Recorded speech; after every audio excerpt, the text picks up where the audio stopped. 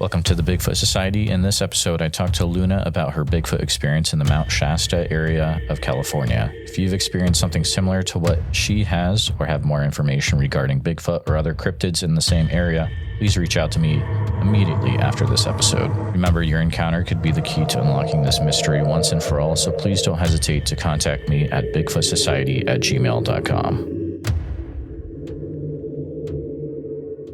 All right, Bigfoot Society, I got the privilege of talking to Luna. She contacted me regarding an interesting experience she had out there near Mount Shasta in California. How's it going today, Luna? Good. How are you doing? And thank you for having me on. Absolutely. I'm doing good. I'm glad to finally be able to talk to you. It's been a little bit of time getting this all together, but definitely going to be worth it to help get your story out. My listeners, I think, are really going to enjoy it. It's a fascinating story, but I'm going to go ahead and give the floor right over to you, Luna, and let you take it from here. All right. Well, my Bigfoot story is an interesting one. I never really thought I would have run-ins with Bigfoot or anything like that. Just to give a backstory, I started heading up to Mount Shasta. Well, I'm from Chico, California. So Mount Shasta is 2 hours away. That's where I was born and raised in Chico. So hearing about Bigfoot was a common thing. In Northern California, it's like a running joke when people go up to like Humboldt County, they have Bigfoots up, like the statues and things like that. So it was already something common that I would hear about. But in 2012, I started going up to Mount Shasta more, and I started doing ceremony with a Karuk, Vision Quest, and Sundance. And we would talk about Bigfoot, and in the Karuk, they call Bigfoot Makiata. And it's very common within our indigenous communities and culture to talk about like Bigfoot and little people and the fairies and things like that. It's not really something that we're like, oh, like it's just part of the culture. It's part of the medicine. And when I had my experience with Bigfoot, it was my first time doing Vision Quest.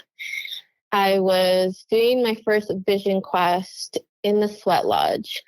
And for those of you who don't know what a sweat lodge is, it's a ceremony where they do like 3 or 4 rounds, depending on the tribe. And there is a lodge that is built, and there is rounds of rocks that come in. But when I did my Vision Quest, there was no rocks. There was no fire. There was a fire going, but there was no rocks in there, so it wasn't going to be hot. And I spent over a day in the lodge, which is something I want to do. So I got out, and the Vision Questers that were up on the hill. So when you Vision Quest, it's like normally 4 days, no food or water, and you go up on the hill. I was down in the lodge. I stayed in the area because I was still holding space for the questers that were up on the hill. This was over at Stewart Springs, which is in like outside of Weed, California. So it's like, I don't know, 15 minutes outside of Mount Shasta, where you have to go up a little bit in the hill area towards like the west of Weed. And so we were up there. The grounds were still open to people that were coming there. So at the springs it's a hot spring, so people would come and have baths, camp out there. So it was still open to everybody else. And that night we were out in our camping area where we were holding space and we were eating. And I remember hearing this really big crunch. And I was like, what is that? I was like, that does not sound like a deer. Because when you live out in the mountains, or you're out there a lot, you get used to the noises. But you start to also listen to the different noises that animals make. And I'm like, that is not a deer. So I heard the crunch. And I look out in the wooded area, probably, I don't know, like less than a quarter, maybe like 50 feet, 100 feet. And I see Bigfoot walking. And I was like, I stopped and I was a little shocked because I was like, I don't know what I just saw. And I remember looking at one of my friends and was like, I don't know what I just saw. I'm going to go to my tent. And also just for everyone to understand, in Vision Quest, there's no like drugs or anything like that used. Some people have that mistaken knowledge that happens. So that does not happen there. It is a dry ceremony. So when you go no food or water, it's no food or it's nothing. So that happened. And I go back to my tent that night and I go to bed. The next night, I didn't say anything to anybody. The next night, I'm in my tent, and I think this is probably day 3 of the questers being up on the hill, or night 3 of the questers being up on the hill. I'm in my tent. I'm waiting for someone that I think was going to come and be at Vision Quest as well. I remember there was a camper that came in with their car, and they come in, and I just remember hearing a lot of noise. There was like all this walking in front of my tent. And I was like, why is this camper walking in front of my tent? So I open my tent and I look, nobody's there. I see the camper like setting up, but they're not anywhere near me. I also see that there's another camper that has their trailer right next to the other camper that was setting up. So I'm looking around. I'm like, I don't know what that is. I close it. I hear the steps again. And I was like, this is so odd. So I open it again. No one's there. I thought, well, because my friend was right in front of me in their tent, and then another one of the elders was in front of him. So I close it again. I thought they were trying to play a joke on me or something. And it was a while later. I am just I was just in the tent. I was getting a message from my friend, and I think I was listening to some music. I was in my tent, and I just look around for a moment, and then I hear this noise, and I hear, and I'm in my tent. I'm not seeing anything outside of it because it's closed up. And I stop. I'm like on my stomach, frozen, like I'm pretty sure I'm pale, freaking out, but I didn't even want to breathe because I thought it was a bear. So I wait, and I'm just like terrified. I'm hearing this noise, and about, I don't know, 30 seconds, a minute later, it felt like 10 minutes. My friend that was in the other tent opens his tent, and I can see him with his flashlight. So I opened my tent right away, and I was like, I think that's a bear. And he's like, it's not a bear. There's nothing there. I'm like, I heard it. Like I heard it next to the tent. I heard it breathing. Like something is there. And he was like, nothing is there. Just go back to the bed. I'm like, no, like something is there. He's like, and he's with this flashlight. He's looking around. He's like, there's no way that bear can at least run that fast. And he's like, there's nothing there. He's like, I heard it, but there's nothing there. So I go back in my tent and I was like, no, I just had this odd feeling. I was like, whatever that is coming back. And so I get my stuff because my car is like 10 feet away. It's like right there, pretty close to our camping spot. And this area is pretty open. Like it's not like super wooded or anything. Like there's a lot of trees and things like that, but just to give context, there's like a little bridge. There's like parking areas for people when they go down to the bath. So it still has an open area in the middle. So I grab my stuff and I go by his tent. He's like making fun of me. He's like, what? I'm like, you guys have fun. That thing is coming back. Whatever that is coming back. And I get right to my car. And I smell the most pungent, disgusting smell I've ever smelled in my life, like poop and wet dog. And at that moment, I was like, that's Bigfoot. I get in my car, and the rest of that night is history. It was like, I get in my car, I grab my drum. I'm a drummer. I do Native American singing and drumming, indigenous singing and drumming. So I grabbed my drum, and I just was like, I do not know what I'm in for tonight, but we are in for something. And we were. And about, I don't know, 30 minutes, an hour later, I just start to see, like, I start to hear things. I start to hear like slight banging, but it's not incredibly loud at first. And as the night goes on and it's like 11 o'clock, midnight, 1 a.m., it starts to get louder. And I hear my friend and the other elder talking to each other, but I see my friend with their flashlight and they're getting something out of their tent. I'm like, because I can see through my car window. I'm not talking to anyone. I'm just watching this happen. I'm like, there is no way I'm getting out of this car. And so I'm looking at my friend, like frantically trying to get something. And so I hear him like tell like the elder, like, I think it's the little people or like Bigfoot's behind the tree. I can see something or hear something. And he's like trying to get food to offer them food, because we get taught that like you give them an offering. And so he's throwing like, I think apples or something out there just so they have an offering and whatnot. So I think I fall asleep for about an hour, maybe hour and a half. I wake up again to the same thing. They're talking to each other, and he's like, I think the Bigfoot is behind the tree. And I remember I start drumming and I start singing. And it's pretty common for us to talk about Bigfoot coming to ceremony. And so I like hear him in a panic, but then I look over and I see the elder's tent flipped over. And the elder is like, I think the female Bigfoot is putting, and the little people are putting poop in my nose. And I am just like, what is happening right now? And I'm looking at the tent completely flipped. I'm like, I do not know what happened. And so they're talking to each other.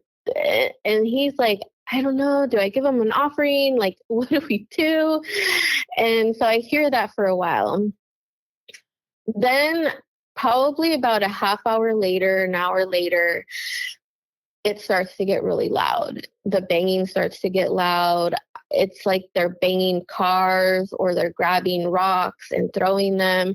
And I see the campers that are not with us. They have nothing to do with the ceremony, nothing to do with Vision Quest.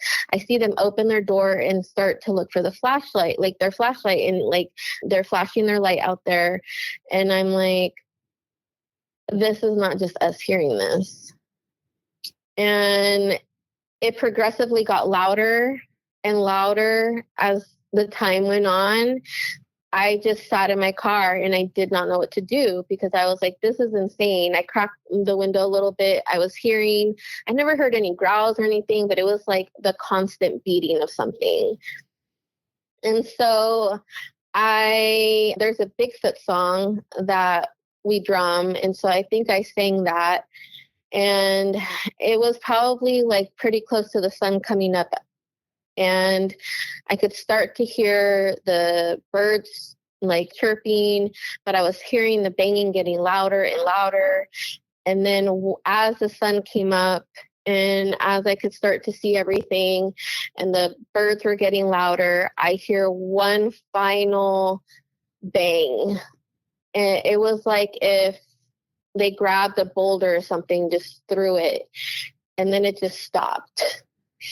About 15, 20 minutes later, my friend comes out of their tent, the elder comes out of their tent, and I see them and I feel safe. And I was like, something like, what was that? And they're like, we were visited. I was like, you think we were? And so we're talking about it, and he's like, go back to sleep. And I'm like, I can't.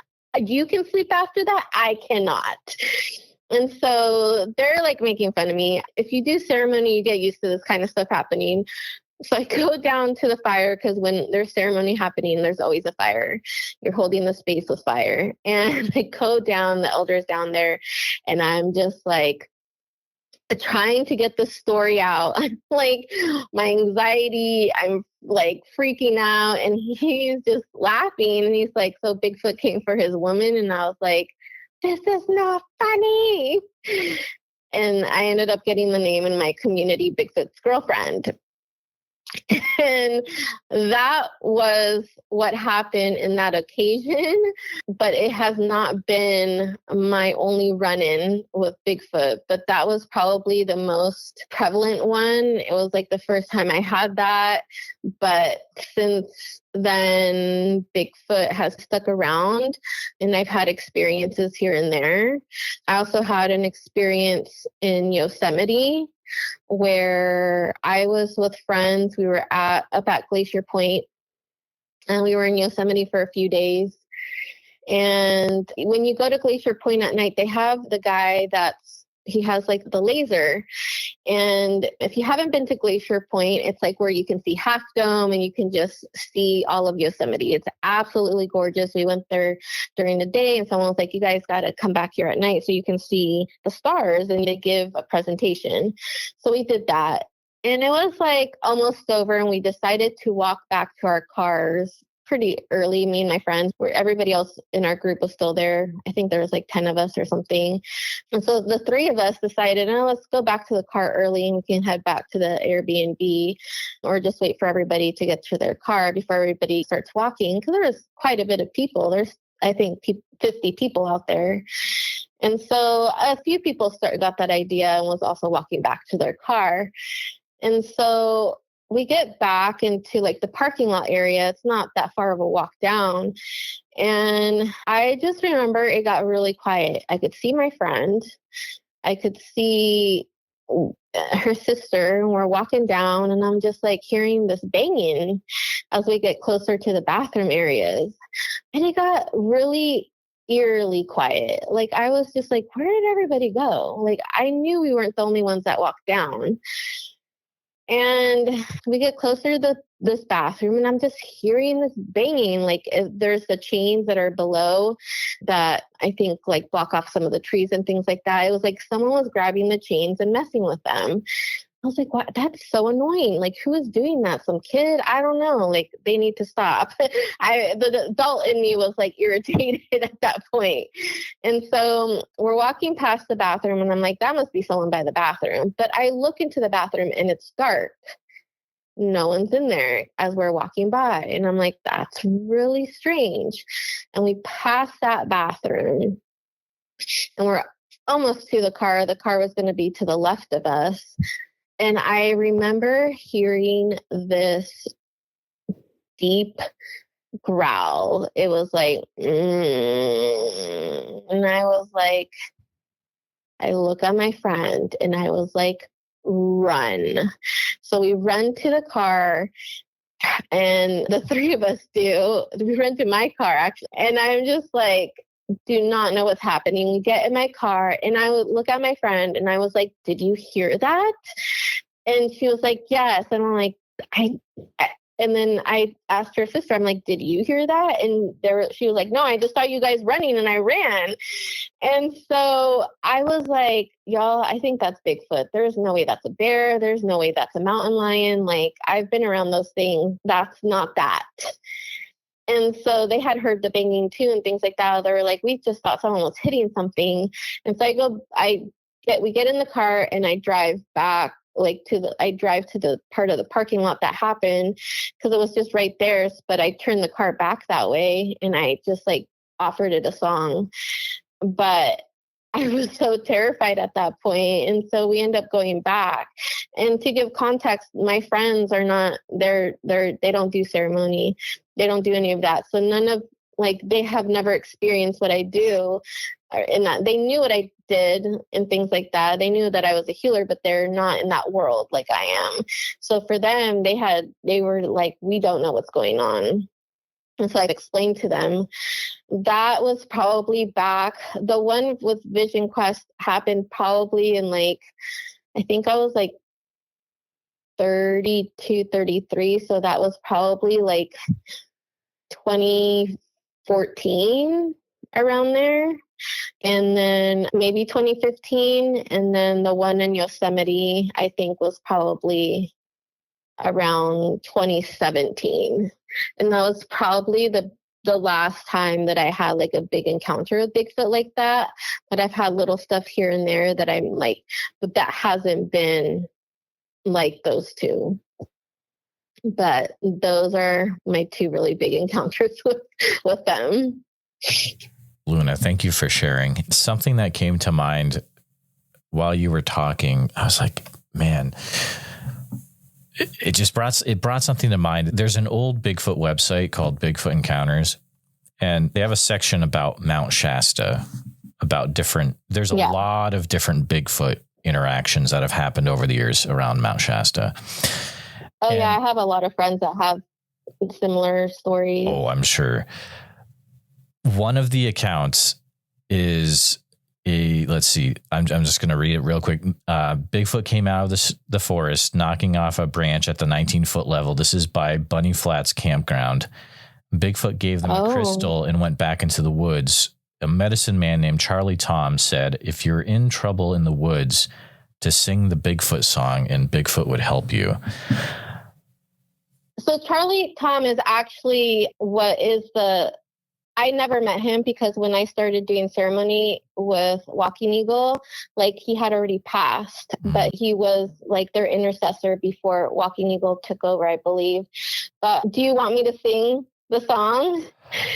I can sing the song, the song that I know. I was gonna get there in a roundabout ways, but I didn't want to be like very offensive because it's a super cultural thing, I would imagine. But yeah, go right ahead. I've sung it before. I usually ask spirit. I just always tell people, like, always like respect the medicine and things like that. I don't have my drum with me, and I might not sing the song correctly because it's been a while, but I'll sing the verse that my elder taught me that Charlie Tom did teach him. So it was like, Yahi ho, Yahi ho, Yahi ho, Yahi ho, Yahi ho, Yahi ho. And you would sing that 4 times. The elders also taught me like that if you hit the tree 3 times in a row, you could be calling Bigfoot too. And that does happen in Mount Shasta. There's so many stories. That's just my Bigfoot story. I could give you stories about a lot of things that I've seen and I've experienced, but that area, there is so many stories of people running into Bigfoot. Actually, that story that you said is the first time I've heard someone running into Bigfoot on Mount Shasta. Because Bunny Flats is pretty up there. Have you been to Mount Shasta? I haven't had the privilege of actually going to a lot of areas out there. I'm in central Iowa, so. Okay. So Bunny Flats is right before, the highest that you can go in the winter because they close, or actually even in the spring, about 10 months of the year because they close the road right at Bunny Flats. That's where a lot of the skiers go. The skiers will stay the night there. So there's a lot of interesting experiences at Bunny Flats. Past Bunny Flats, the highest you can go is Panther Meadows. And a lot of Mount Shasta is Karuk territory. So Charlie Tom and a lot of the elders that in the Wintu, I believe. And so you hear a lot of the stories from them. I can't remember, though, if that vision quest was the vision quest that elder taught me the Bigfoot song. So it's possible we could have called it in that way. But there are stories. I have a friend that Bigfoot went in front of their car, driving out there. A lot of the locals we talk about, it's very much almost like a part of just living there. Even the ranchers, just people that what you wouldn't think, they don't really believe in this stuff. It's not anything that they're into, but they have the experience. And so within the community, we talk about Bigfoot, the Lemurians, the little people, the fairies, that's all very common. Yeah. It's all very common. Yeah, dude. If you ever go to Mount Shasta, it's just the stories from the locals before I moved there. It was just, I went to the Motel 6 to get a room, and the girl was like, yeah, and the Lemurians, she was talking about it like nothing. They all talk about it like normal. Wow. Okay. Yeah. Listeners probably right now are like going to reach through the phone and just take me out. Like, you didn't even address what her story was. Don't worry, guys, we're getting there. But so the Bigfoot song that Charlie Tom had, that's the same song that you were singing in your account? I think so. Okay. One of the elders taught it to me. I'm not completely sure. Sure. Because everything gets passed down through storytelling. One of the elder that taught me, he taught me while we were at ceremony, but it might be the same one because I know someone else who sings it. If not, it just really depends. But the medicine is there and they call them in that way, or you give the respect to Bigfoot in that way. Yeah. The song is beautiful. Does any of it translate to, does it come across at all in English, or is it a thing where we're really not able to understand what's being said in the song? I remember him telling me, but I don't quite remember what the direct translation was. Sure, no it's problem. been so long. Yeah. I remember the words. I always remember the words to the songs. I don't always remember the translation, but I do remember someone else I'm still friends with a lot of them and do ceremony with them, that told me that the song was, I think, maybe from the mother Bigfoot to the baby Bigfoot. I'm not positive though, because it's been a while. But for me, when I sing the songs, it was always just about like giving that respect. But I don't sing it often because I definitely don't want to be calling them.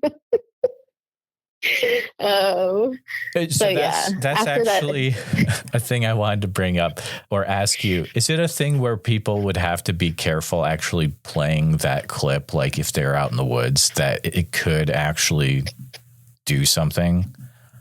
Or is it like the recording wouldn't be as potent as like if it was an actual in real life ceremony? I think for me, because I just am always in that space. Like, and you know what, to be honest, I'm not positive because it's happened to me at random times and we've sang that song and not had an experience with Bigfoot. I just think Bigfoot does what Bigfoot does. Sure. So yeah, you could be opening that invitation, but you just never really know. But if someone's just listening to it because they want to see Bigfoot, most of the time that doesn't happen. I think it really has to be like you're in your heart, and because Bigfoot can sense that. So it just really depends. I wasn't expecting that and it happened. So I think a lot of times it's like when we don't have the expectation. But I've also been told you can hit the trees 3 times with the branch and you're calling them in. I don't know. I've left like avocados out for Bigfoot and things like that. But just to honor him, not because I want to not because I want to have that experience again, because literally since then I do not camp. I literally don't go camping. Sure. And if I do, I sleep in my car. I will not sleep in a tent. It's not happening. It's interesting you brought up the knock or the 3 times, because that's a thing. Like, I've recorded wood knocks myself in Iowa in a weekend out in the woods, and like the wood knocks I recorded were sets of 3. And that comes up in many different interviews that I've done over the years. It's just it's an interesting little fact that, I don't know, it's a thread that keeps running through it. And there's many different threads, I feel like, as well. But getting back to your first encounter that you had, you mentioned at the beginning, like you did actually see Bigfoot the one time at the beginning. Yeah. Thinking back to that, are you able to describe, like, in any way what you saw, or if you remember certain characteristics about what you saw? Yeah. So what I think I saw was a female Bigfoot. And I remember it, like, the way that it walked was like ape-like almost, but like upright. And the hair was almost like this very pretty orangey brown. I do remember that and thinking that was interesting. But the shape of it just seemed like it was either like a junior Bigfoot or like it was a female. And yeah, I will never forget that. I think that image will always be with me. That was the only time that I physically saw Bigfoot. And then I smelled them. Actually, no, I think I've smelled them like twice. So. Were you able to see anything of the face of the Bigfoot at all during that time? So it was when it was walking, it was like I could see the side. So I saw more of the profile. I remember like it had a lot more hair like around the hands, and the face looked more like man and ape mixed together. More like a smashed nose, like the crinkly skin around like the cheeks and the nose and that area. I do remember that. But it wasn't the super dark like hair that I think a lot of times people see or think of when they think of Bigfoot. Longer hair, shorter hair? You remember anything about the length? So the body, like shaggy, a little bit matted in some areas. I would say probably about like 3 inches of hair, maybe 4, but like around like the lower part of the arms is where I felt like it was longer hair, and around like the feet area, lower legs. I would say that's more like 4 or 5 inches. Sure. Did you get a feel for how tall it seemed to be? I would say well over 7 feet. Mm-hmm. It was pretty tall. My ex was probably like 6'4". So I would say it was at least a foot taller than him. Wow. Yeah.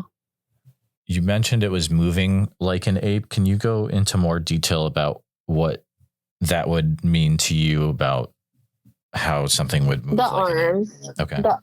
The arm movement, just like clunky and clumsy, even with the legs, but upright, completely upright, like a human would walk, but a little hunched, just a tad, not like extreme, but like the arms seem really dangly and lengthy. I do remember that. I'm like, that is so strange. And it was just like walking through in the woods. And I just remember like just that big, clunky kind of walk, like long strides. And what those long strides were like the arms going with it. But it wasn't like smooth. It was just like, I don't know, not like a bounce, but and it looked balanced, but it was like the way that the arms moved. I remember it was just, that's what it reminded me of, an ape a little bit. That's just really interesting, especially with the color of the hair. That color comes out quite a bit. Sometimes it's like, it's interesting when people that are not into Bigfoot, when I talk to them and they're like, yeah, it looked like an orangutan. I'm like, oh man, that is just, it's weird how that comes out sometimes. But for some reason, I feel like the Bigfoots in that area are that color, or that seems to be that. I don't know, like, and I've noticed when people talk about Bigfoot, like in different parts of the world, like there's like different like fur colors, or there'll be like a specific kind of like Bigfoot that they see in like the West Coast, and then maybe on the East Coast it's something else. Or I know people talk about the Yetis and things like that, but that one seems to be more like the common, I feel like, in that area.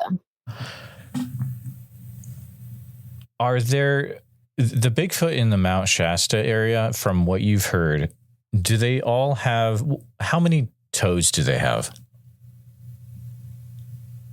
Oh, I don't know. Okay. I just remember it being like a really big, like I could see the foot, but I didn't get a chance to really look at the toes. And I asked that, so sometimes every once in a while there'll be like, so no 4-toed Bigfoot in the area, it sounds like, which is a good thing. That can get pretty wild. I haven't heard that. Yeah, I haven't heard that. I think most of what I I think a lot of times too, people are so shocked when that happens that they don't even have a chance to look at the feet or anything. Like, I just remember I probably got like a good 30 seconds or something of like just staring. That's incredible. Yeah. Until I was like, and then I snapped out of it. Like, I was like, I need to go back to my tent. It was pretty shocking, but the growling part has definitely been interesting too. But like, a few people have talked about how like sometimes they'll stare. That didn't happen to me. I don't know what I would have done if that would have happened to me, to be honest. But yeah, feet wise though, I do remember the feet were pretty big. Gotcha. And the hands. Like the hands and the feet just seemed like they didn't fit with the length like of the body, if that makes sense. How far down? I do remember that. How far down did the hands, let's say you're looking at the side, you've got arms and hands at the end of them. How far did those go down on the side of the body? Like how far hanging down were those? I would say probably, let me think.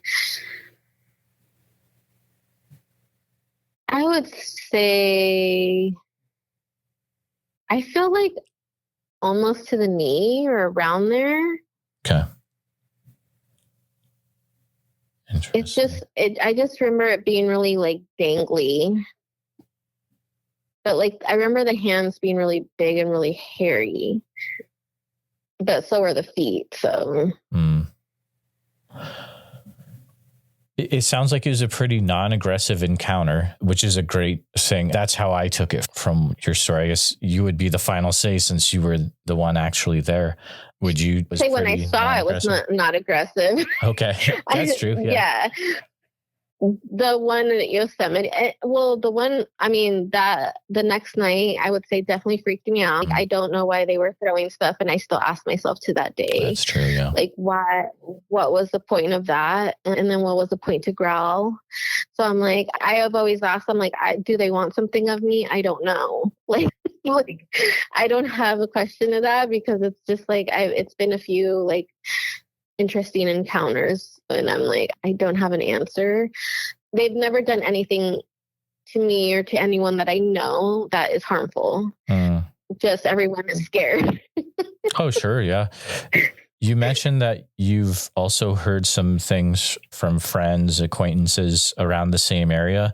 Are there any that come to mind that you'd be able to share of other accounts that you've heard? The one that I can share would be that he was driving home, I think from work. It was pretty late at night in Mount Shasta, and Bigfoot just went in front of the car and stopped and looked at him. But he's also another friend of mine that does ceremony with the same. Well, his family is the one that does it. So I was like, when he told me that story, he told me a few other ones. And so a lot of us within that community had our Bigfoot encounters, but even outside of it, there was people too. Bigfoot is just really active in that area. I don't know if people can camp out in Stewart Springs anymore because since COVID, they closed down the part of being able to take a bath in the spring area and stuff, or in the spring baths that they have. But they do have they did have camping and hotel. I just don't know if it's still opened. I think it might be, but around Siskiyou Lake, there is camping at Siskiyou Lake, and around the mountain areas where I feel like a lot more people have had experiences. So in the town area, I haven't heard too much, but when you start to get more on the outskirts of the town, so you have the mountains that are in the Siskiyou Lake is to the west, and then Mount Shasta is more to the east of town. And so that's a separate drive when you go up the mountain and you go to Sand Flats and then Bunny Flats and Panther Meadows. There's a whole other, the stories people have in that area too is a lot. But it sounds like some of them don't really have the go ahead to share, which is totally understandable. Yeah, I would have to ask because some of them have to do with ceremony. And I'm like, I don't know if I have permission with those. That's why. No but problem. The one in front of the car, I'm sure it's fine. But I remember when he told me about that, like, actually, there was somebody else, though. I'm not like close friends with him. It was just, I went to an event and he talked about Bigfoot and he said that he had an experience with Bigfoot and up in the mountain, I think. And Bigfoot was like behind the tree, or he saw Bigfoot behind the tree and like just like stared at him. I can't remember if it was like around the Bunny Flats area because it was like probably like 8 years ago when I heard this story at an event. But I know that he had that experience up there with them probably multiple times. For some reason, the people that I have heard that have had the run-ins with Bigfoot tend to have multiple up there. Like it's not just a one-time deal. Like he comes back or they come back. I would say he or she or they, it happens again. That seems to be a reoccurring thread as well. Do you have any thoughts as to some witnesses? They do seem to have multiple interactions with Bigfoot. Do you think there might be a reason for that, or? My personal reason is I think that they're just people that Bigfoot is connected to, or like they have that energy.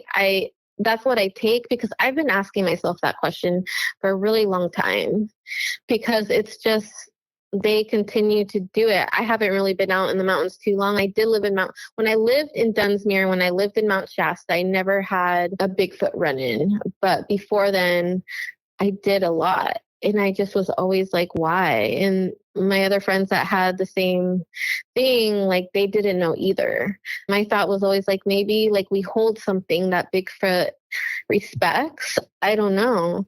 I still to this day just continue to ask that question. But I went to Yosemite recently. I did not have an experience then because I wasn't able to go to Glacier Point or go to too many places because it was only for a day, for 24 hours. I do remember hearing noises outside, but I don't know exactly what it was. We were in a cabin. But I just think that maybe the Bigfoots, like there's some people that they're attracted to for whatever reason. That's really the only explanation I can think of at this point. There's going to be some people listening to this that have never heard of Mount Shasta before, and this is totally like they have no idea what Mount Shasta is. Have you ever experienced anything else out of the ordinary in the Mount Shasta area? How much time do you have? It's like loaded question, right? That is a loaded question. A lot. I've experienced a lot of in my life. I was born with my abilities, so I have always had weird experiences since I was a little girl. But my experiences that I've had, and I've had experiences where I've seen things, not just being up there, but my experiences that I've had in Mount Shasta, like I physically had those experiences. Like there was no ifs, ands, or buts about it. I'm like, do you want me to pick one? Because I'm like, there's a lot. Yeah, I mean, I pretty much it's pretty whatever much lived up there for like 7 years. Oh wow, okay, whatever you feel comfortable sharing, and I realize we don't have hours and hours, but like if you feel comfortable sharing a few things, I'd definitely, that'd be great. So I've had quite a few up in the Panther Meadows, Bunny Flats area. I'm trying to think of one that I had an experience with the Man of the Mountain. I had heard about the Man of the Mountain for a really long time. And so Bunny Flats is only open 3 months out of the year. It is a very sacred area. It's where a lot of tribes would actually stay in the summer. So it's really protected, but it's also protected because of the plants and the ecosystem up there. And in the winter, obviously, you can't really go up there. You're at the top of a volcano. Like there's tons of snow. It's not safe. But in the summertime, you can go camp and all that fun stuff. So I think I had just moved, like permanently moved up there. And I want to say this was probably October 27, no, either 2017 or 2018. It was either before I had moved to Dunsmuir or the year after. And so I went up, and I remember it being like, I think a few days before Halloween, because they always close it around like the 31st of November of October or 1st of November, depending on weather. Sometimes it's earlier, sometimes it's a little later. So I remember going up there, and I was like, I want to go on a hike. I never had an issue going up by myself because there's tons of people up there all the time. And so when you're up at Panther Meadows, you're up there with like 100 people, 50 people that are just up there, and it's open. There's trails everywhere. Had gone the day before, and I went back up because I knew they were going to close it for the season. And so that used to be where the old ski bowl was. So it's called Old Ski Bowl area. And that used to be where the ski park was. Now it's, I think, down the mountain more. I haven't actually been there because I'm not a skier or a snowboarder. So I remember going back and was like, okay, like I want to try a different like trail area, and it's open. Like there's not a lot of trees because once you get closer to the top of the volcano area, the trees are different looking. They're strange looking to me. And I was like, I don't remember that trail there yesterday. Let me go down it. So I go down, and I think I had even done like a Facebook Live or something. And I went out and drummed, and I had my drum with me, and I'm going down this trail. And I stopped a bit and was doing my thing, and I was going back on the trail. And I was like, I think I want to go up this way because I don't know if the water's over here. I was trying to look for the water that comes out of the top of the mountain. There's like a spout. And my friends had told me about it, but I could never find it. It was actually easier than what I thought, but that day I did not find it. So I'm going back down. It's like to the left and more into like where a lot of more of the trees were at. And I see this old man with a cane. And I remember I'm like, oh, wow, like he does not care. All right, cool. Like good for him, like getting some workout. So I see him walking really slow. And I was like, let me walk this way. But then like I look back and I'm like, don't see him. And I'm like, how did he move that fast? And so I keep walking towards that way, and I see him going like towards this other area. And I'm like, this is so weird. And so I don't know what in me thought. It was like, yeah, let me follow this old man to this area. And I see him and I hear him banging his cane against like different parts, like where he was walking. And I'm like, I think he wants me to follow him. So I go, and I'm like, what's over here? And I'm walking, and there's other people here and there. And I get to the part where it's a hilly area, but he's up the hill already. I'm like, what is happening here? And I start walking up, and I had just had vertigo that year. And so I was taking it slow. And I get to the middle of it, and just something in me was like, I don't know about this. Like, I'm like, if he wants to take me in the mountain, I'm not quite ready for that. And he was walking up on the top, and I stopped, and I was like, I need to go back down. It was just a small kind of hill. And I start going back down, but I feel like I got lost. I don't know why. Like, there's no way to get lost. I just need to go back down. So I'm like trying to find my way down, because it's not a long walk. It's like 20 feet, 30 feet back down. And I see like this, like a little like wind tornado, dust tornado happening at the bottom. And then I felt like, I was like, which way am I supposed to go? And so he's back down that hill. And I was like, this is so weird. And so he starts hitting against rocks and things to help me down so I can find my way back down. And I did. And he goes ahead, and I'm going back out towards like the area where a lot more people are at and things like that, closer to the parking area, and past the trees so I can get into that area. And he's gone. Like, he's not there anymore. And I look around, I'm like, there is no way this old man with a cane is gone. I look around, I'm looking, and I get past those trees, and I'm looking again, and I'm getting closer towards the parking area. And like right before the parking area, it's all open. There's not a lot of trees out there. There's like little labyrinths that people make and things like that. And you'll find a lot of interesting stuff people leave there. And I am just like, still like trying to figure out what I just experienced.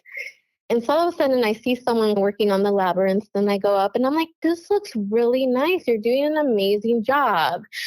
The person starts freaking out and starts, like, their face is covered. I can't see their face. They have like a hat on, and I see that their whole face is covered with like a wrap or like a scarf. And all of a sudden, like, they just panic, and they were like, and I was like, what? I just run towards my car. I was like, I don't know what's happening anymore. And all of a sudden, I run into this lady, and I was like, I don't know what's happening.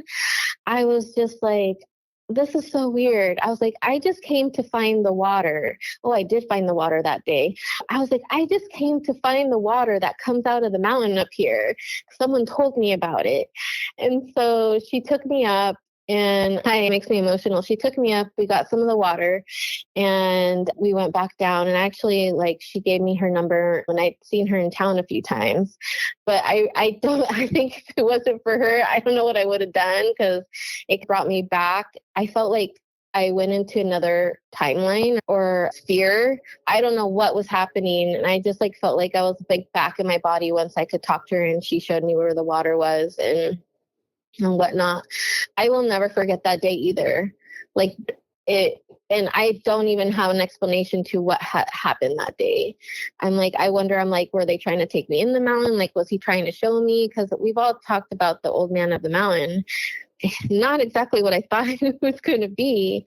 I've never seen him again, but that was a pretty impactful experience for me, just like Bigfoot. Yeah. So is that a legend that kind of goes around where other people have seen this old man of the mountain in that area? Yeah, there's people that are like, yeah, I sat and talked with him. I was like, I didn't. Wow. I sure did not. Yeah. So there's people that have said that they've gone in the mountain, and I thought that could be what was happening, or maybe he wanted to talk to me, but I was like, I'm not ready for that experience. In myself, I knew, I was like, I'm not emotionally ready for this. I'm not spiritually ready for this. What happens if I go in there and I can't come back out? No, I'm good. That's not happening here. I was not ready. And so I left. And I definitely, there's times that I've wanted to go back up there by myself again, but I just know, I'm like, if that happens again, I'm just going to freak out and run the other way anyway. So I do go up there. I've been up there plenty of times. I think I went up there like a few times again by myself, but normally now I just go hiking with friends in that area. But yeah, there's a lot of stories of the people like having conversations with him and things like that. I never saw his face. He looked like an 80-year-old man slowly walking. So I knew in my mind, I was like, this has to be him, because there's no way he can make it up that hill before I could. And that, like, literally, like, almost felt like seconds. What if it's like J.C. Brown stuck in time trying to find the treasure of Mount Shasta still? I don't know if you've read the stories of J.C. Brown. Not. Oh man, you got to check it out.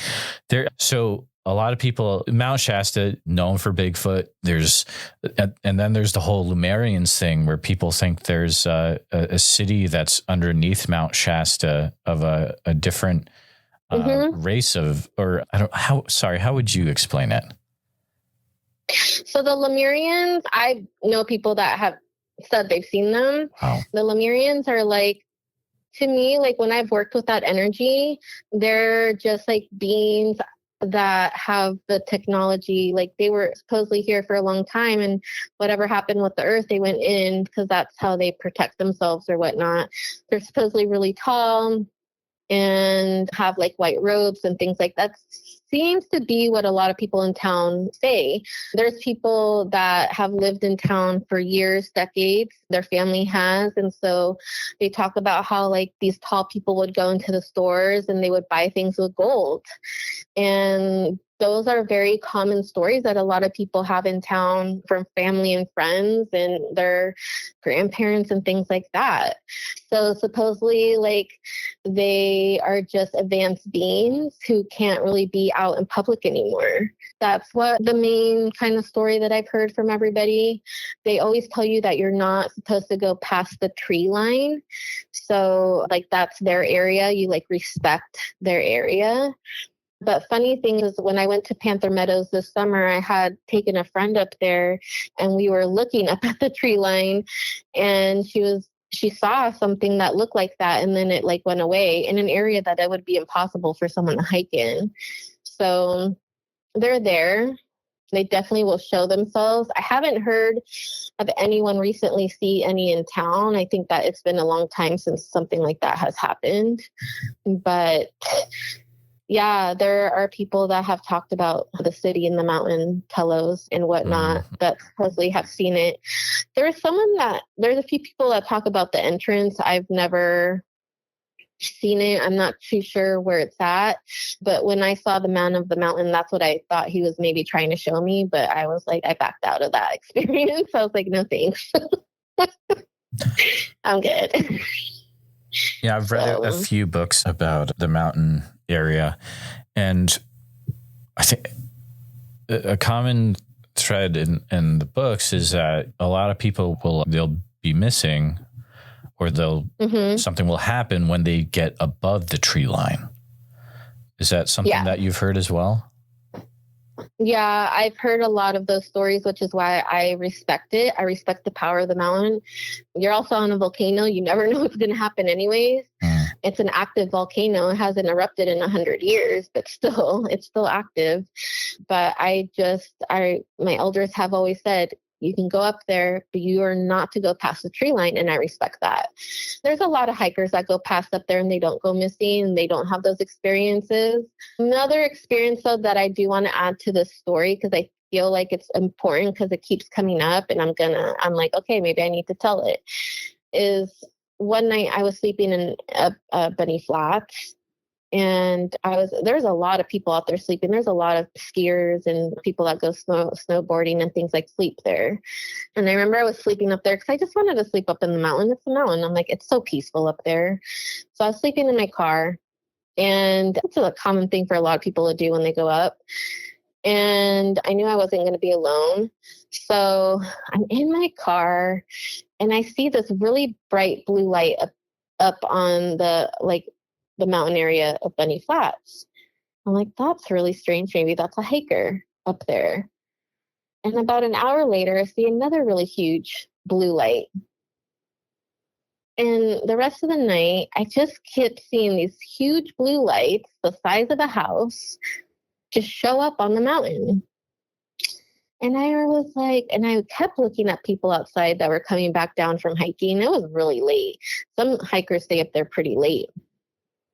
And I'm talking about, this is the top of the mountain that you can see from the Bunny Flats area.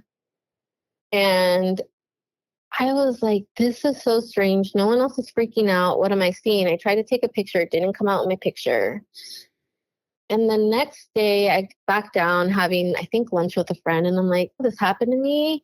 I'm like, is there like something up there where they have lights? And she was like, no. She's like, but it does happen that people see that. And I was like, what? They were the brightest blue lights ever. Like they looked luminescent. And I was like, oh, okay, so that's not normal. And there's times that you go up there and you may have that experience too. So that was probably, can't remember if that happened to me after the Man of the Mountain. I think that was probably like a year later. I think the thing with the mountain is it calls a lot of people and you just never know what your experience is going to be there. Like I felt my calling to the mountain, but I've always been like 2 hours away from her. I call her Mamacita Mountain. Like I have so much respect for that area. It's so healing. I had only gone once when I was a kid to visit a family member that lived up there. But when I started to go back in like 2012, like on my own, I just felt that connection. And a lot of people that come to Mount Shasta talk about that. And there's a lot of people from Japan that come visit because there's a connection to Mount Fuji. And for them, Mount Shasta is very sacred. In Japan, they have so much respect for Mount Shasta. But there's so many stories that I tell people, if you feel the call, go. Because it's one thing to read these stories, it's another thing to experience it in your life. Even if you don't have an extreme experience or things like I've had, being there is different. The energy, you feel it. Like it's just different. And so I always tell people, if you have a chance to go, just go and experience the mountains.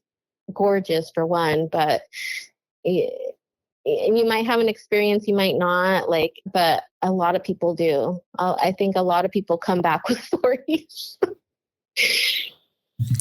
Yeah, if you start looking for Mount Shasta stories, you're going to find some amazing accounts. But do you think, is there any reason why in this one area you've got multiple Bigfoot encounters, you've got the Lemurians, you've got Man of the Mountain, maybe little people, maybe fairies, also?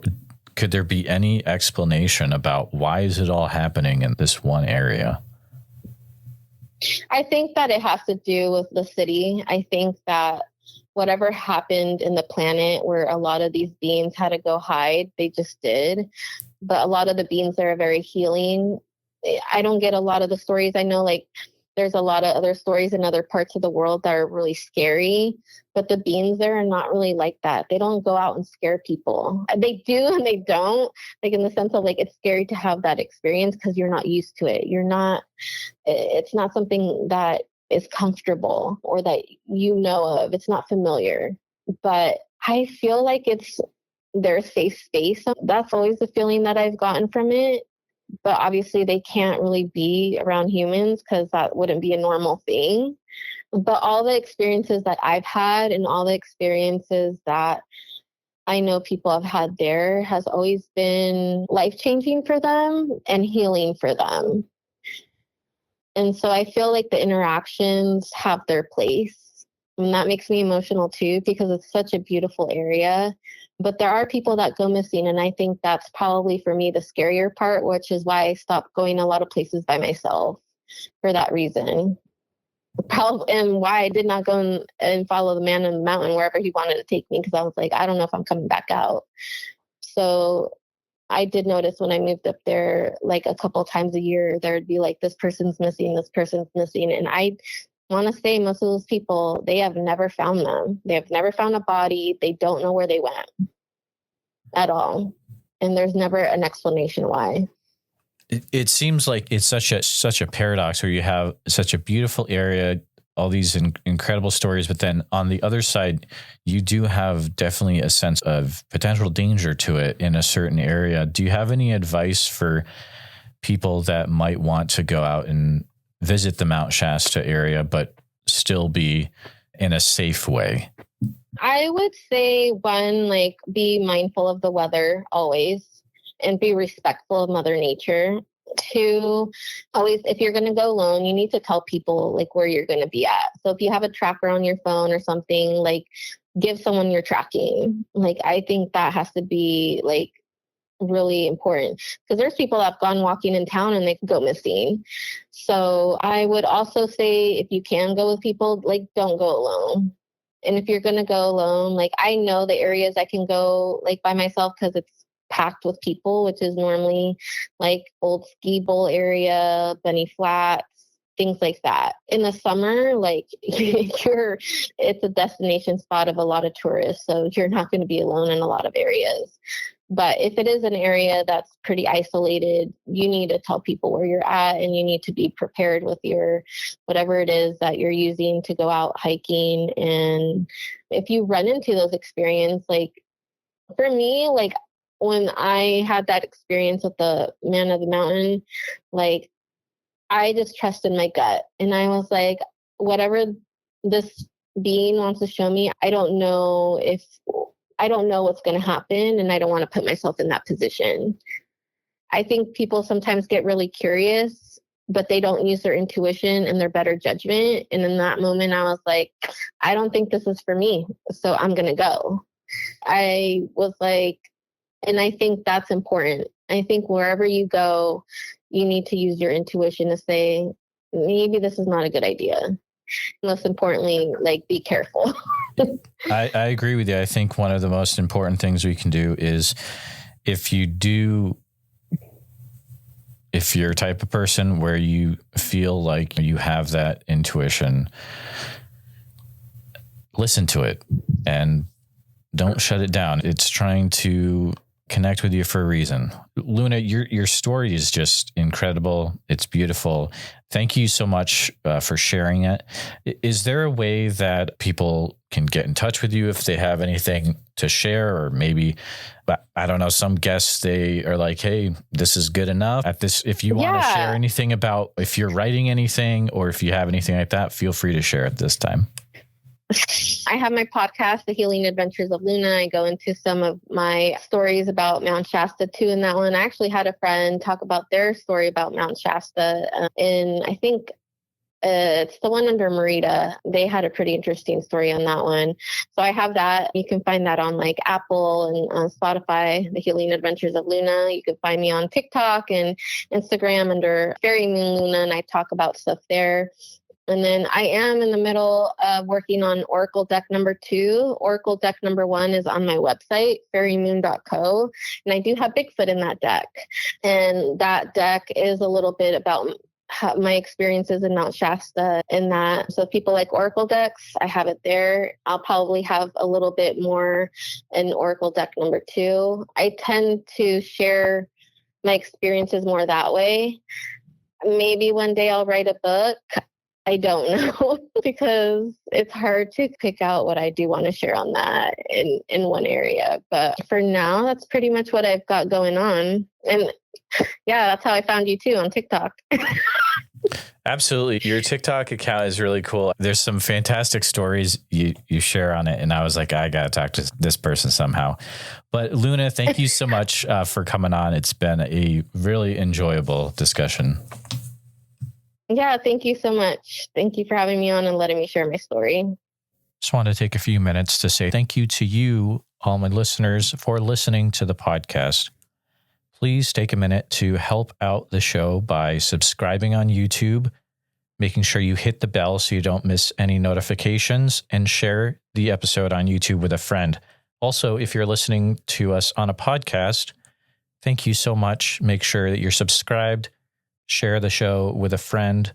Really, it's all about sharing the show wherever you can. If you've had a Bigfoot encounter related to the following or know someone who has, please reach out to me at bigfootsociety@gmail.com or pass on my email.